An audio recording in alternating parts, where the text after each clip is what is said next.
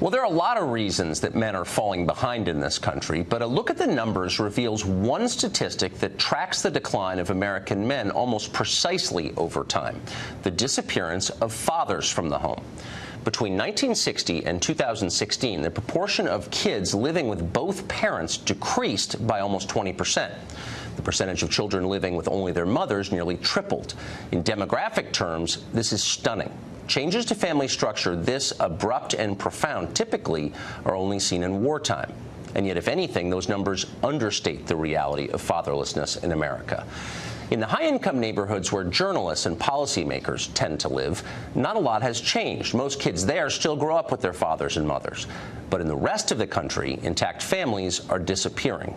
According to a 2014 study by researchers at Johns Hopkins University, among younger parents without college degrees, 74% of mothers had at least one child outside of marriage.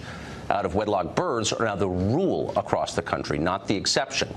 Increasingly, having a father at home is a sign of affluence, but it is also a cause of affluence, especially for boys. Boys who grow up with a father at home earn much more as adults. Boys who grow up alone with their mothers tend to earn less. They also have more disciplinary problems in school. They read less and less well. They're less likely to graduate from high school or go to college. They are more likely to be unemployed and to live in poverty. They get married less often, and when they do, they divorce more. They're more likely to be obese and to have asthma. They are far more likely to abuse alcohol and drugs, exhibit antisocial behavior, and commit acts of violence. As adults, they're twice as likely to go to prison. Now, these numbers aren't the result of one study, but of numerous large studies done over generations. The results hold true across geography and ethnic groups, white and black, urban and rural. They're always true. Boys raised without their fathers are at terrible risk. There is not much serious academic debate about that, if any. The nationwide breakup of families is a disaster, and not just a moral disaster, but a practical one. It may be the largest public health crisis that we face. So what's driving it? Well, there are many factors. Falling male wages certainly play a role. Studies show that when men make less than women in their potential dating pool, women tend to consider them less attractive marriage partners. Fewer men marry, more children are born out of wedlock. Some government policies also discourage marriage, particularly among the poor. Women on welfare who marry often see their food and housing subsidies cut dramatically. One recent report found that almost 1/3 of Americans know someone who hasn't married for fear of losing benefits. Broader changes in American culture have also had an effect on marriage and family formation. The dramatic decline in church attendance and religious observance is one of these. There are probably other reasons, too. Fatherlessness is a hugely complex problem. But the point is, it is a problem, a massive one. And what is remarkable is how rarely that is acknowledged in public. When was the last time you heard a Democratic office holder decry the out-of-wedlock birth rate? If you cared about reducing poverty, you would talk about it a lot. But they don't. Why is that? Well, exit polling answers that question. Unmarried mothers are a critical part of the Democratic coalition. In 2008, Barack Obama won 74% of single mothers who voted. In 2012, he won 75%. Alienating these voters in any way is politically risky for Democrats, and so they ignore the problem entirely. Over time, the progressive left has become openly hostile to the institution of marriage. Once again, voting patterns explain why.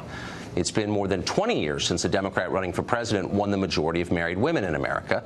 Unmarried women, by contrast, vote overwhelmingly for Democrats. In 2012 and 2016, the Democratic Party platform never mentioned the importance of marriage except when advocating for gay marriage. In 2013, as she was preparing to run for president, Hillary Clinton shot a video tribute to single mothers. Quote, "Single moms are the real heroines," she said. "They need even more of the help that grandparents, aunts and uncles, and good friends can provide." The one group that Hillary didn't mention? Biological fathers. Democrats who stray from this script tend to get attacked. Barack Obama spoke regularly and often eloquently about the importance of fatherhood. And yet, consistent with his party's orthodoxy, he said almost nothing about men marrying the mothers of their children. And that distinction is critical. Studies show that married fathers are by far most involved in their children's lives. You often hear our leaders refer to caring parents or grandparents or caregivers or some similar combination, as if the presence of any involved adult is enough for kids. But that's not true.